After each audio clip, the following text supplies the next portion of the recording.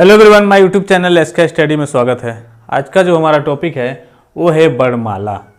वर्णमाला जिसको इंग्लिश में अल्फ़ाबेट कहते हैं, जो हम लोग इस वीडियो में देखने वाले हैं। ठीक है, चलिए वर्णमाला की बात की जा रही है।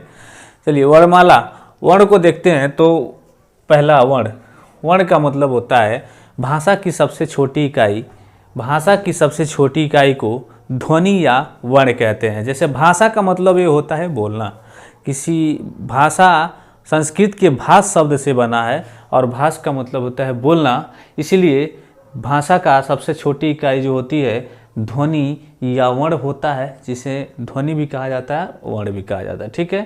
दूसरी चीज़, वर्णमाला वर्णों के समूह को, जैसे वर्णमाला, जैसे वर्ण के बारे में तो देख लिए हम, लेकिन वर्णमाला माला जब उसमें जुटता है तब माला का मतलब होता है समूह।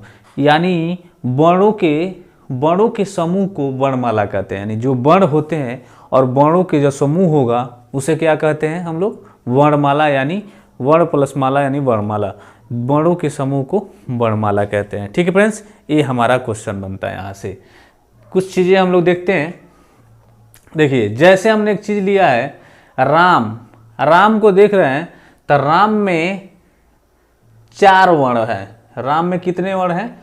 4 वर्ण हैं और 2 अक्षर हैं। अक्षर से ही वर्ण बना है, इसलिए राम में 4 वर्ण हैं और 2 अक्षर हैं। अगर पूछते कि राम में कितने वर्ण हैं तो 4 वर्ण हैं, तो ये चीज़ में ध्यान में रखना है, और 2 अक्षर हैं। ठीक है, जैसे हमने इसे समझाने के लिए लिया है, कोई भी और क्वेश्चन भी आ सकता है, टॉपिक बदल दिया जा सकता है, लेकिन ये चीज़ को आपको ध्यान में रखना है। तो वर्णों को मैंने समझाया है। वर्णों की संख्या हिंदी में 52 है, जिसे हम लोग एक एक करके सबको देखेंगे। ठीक है फ्रेंड्स, चलिए हिंदी वर्णमाला में 11 स्वर, 2 अयोगवाह, 33 मूल व्यंजन, 4 संयुक्त व्यंजन और 2 नए विकसित व्यंजन, जिसे द्विगुण व्यंजन भी कहा जाता है, और व्यंजन सहित कुल 52 वर्ण हैं। ठीक है, व्यंजन सहित हिंदी में कितने वर्ण हैं? 52 वर्ण हैं। देखिए, जिसमें हमने एक एक चीज़ों को लिख दिया है। यहाँ हिंदी वर्णमाला में 11 स्वर, 2 अयोगवाह, 33 मूल व्यंजन, 4 संयुक्त व्यंजन, 2 नए विकसित व्यंजन और व्यंजन सहित 52 वर्ण हिंदी में है। मतलब पूरे को जोड़ेंगे तो 52 वर्ण होगा। ठीक है, ये हमारा, अगर पूछ दे क्वेश्चन में हिंदी में कितने वर्ण पाए जाते हैं तो 52। हिंदी में 52 वर्णों की संख्या कितनी है? तो 52 है। चलिए कुछ चीज़ें और हैं।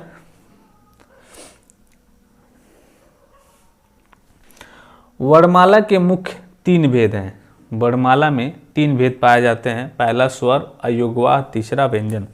तीनों को हम लोग एक एक करके डिटेल में देखेंगे। इस वीडियो में हम सिर्फ स्वर को देखेंगे। ठीक फ्रेंड्स, चलिए स्वर का मतलब होता है स्वतंत्र।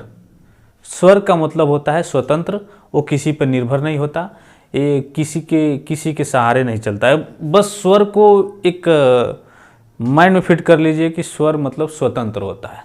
वो किसी पर निर्भर नहीं होता, यानी किसी भी वर्ण पर निर्भर नहीं होता है। वो खुद का यानी मालिक होता है, खुद स्वतंत्र रहता है। ठीक है, स्वर को अच भी कहा जाता है। स्वर को अच भी कहा जाता है। कभी क्वेश्चन देखिए, नए पेपर बन रहे हैं, नए लेटेस्ट पेपर आ रहे हैं, तो कुछ ऐसी चीज़ें जो आ रही हैं पेपरों में, जो आपको जानना एकदम ज़रूरी है कि स्वर को अच भी कहते हैं। ये चीज़ दिमाग में रखिएगा कि स्वर को एक नाम और से भी जानते हैं, अच के नाम से। ठीक है, चलिए स्वर के बारे में देख रहे हैं हम लोग। तो उच्चारण की दृष्टि से री जो है स्वरों की श्रेणी में नहीं आता है। उच्चारण की दृष्टि से री स्वरों की श्रेणी में नहीं आता है, जो हम लोग देखेंगे आगे।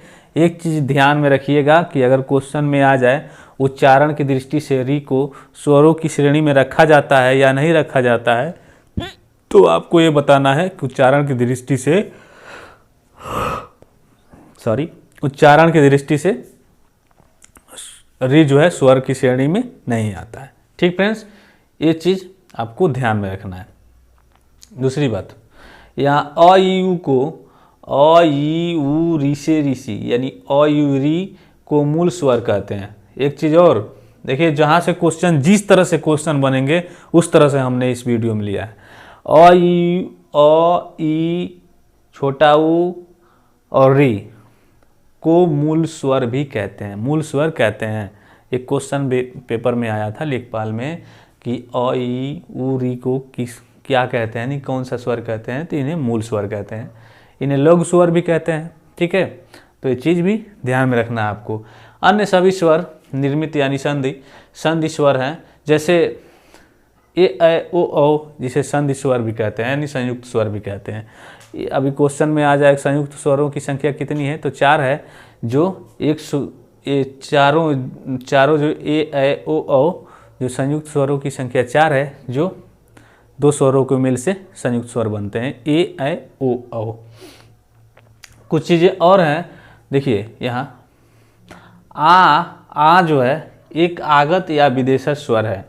अगर ये वाला आ कहीं अभी दिख जाए तो ये पेपर में हमेशा आता जाता है कि आ को कौन सा स्वर कहा जाएगा, कौन सा स्वर बोला जाता है, तो ये जो स्वर होता है आ जो होता है आ बोलते हैं इसको, ये आगत या विदेशज शब्द है। ठीक है, अगर आगत कहे तो भी सही है, विदेशज कहे तो भी सही है। ठीक है, व्याकरण या समान दृष्टि से स्वरों की संख्या, देखिए हमने बताया ना स्वरों की संख्या की बात की जा रही है।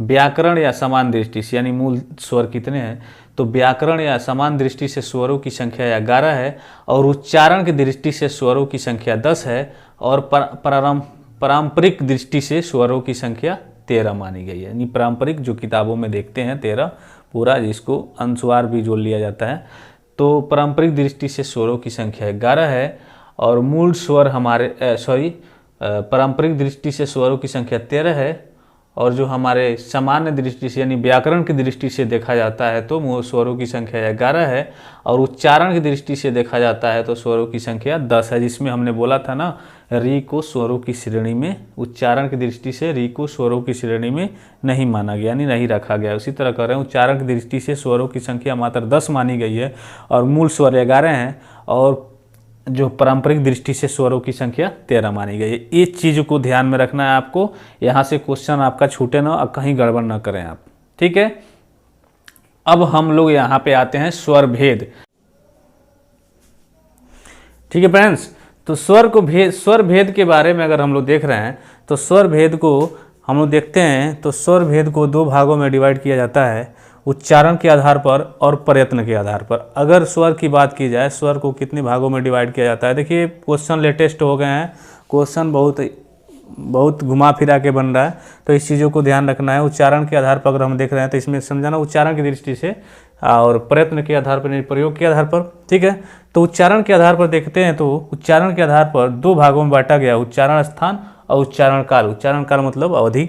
ठीक है, जो समझ रहे हैं आप लोग, इसमें समझाना क्या है। ठीक है, तो अगर हम देखते हैं उच्चारण के स्थान को, तो उच्चारण के स्थान को देखते हैं तो पहला आता है कंठा, यानी कंठ से जो स्वर बोले जाते हैं, कंठों से स्वर बोले जाते हैं। जैसे कंठ से जो स्वर बोला जाता है वो होता है ओ आ, यानी ओ आ जो है कंठ से आवाज़ आ रही है। ठीक है, और तालव्य यानी तालु, जीभ और तालु से जो आवाज़ निकलता है, ई, देखिए जो जीभ है वो तालु में जाकर सट रहा है, ई, तो ये हमारा तालव्य हो जाता है। और ओठ से, यानी ओठ से बोले वाली ओठ से, तो हो जाता है ओट्स वाला स्वर हो जाता है। ठीक है, कंठ तालव्य यानी कंठ और ताल दोनों से जो बोले जाते हैं ए ऐ, तो हमारे होते हैं ए ऐ जो स्वर होते हैं कंठ और ताल दोनों से, यानी ताल से दोनों से बनते हैं। ठीक है, कंठोष्ट यानी कंठ प्लस ओट्स, कंठोष्ट, कंठ से और ओठ से दोनों से बोले जाने वाले जो है एक साथ बोले जाने ओ औ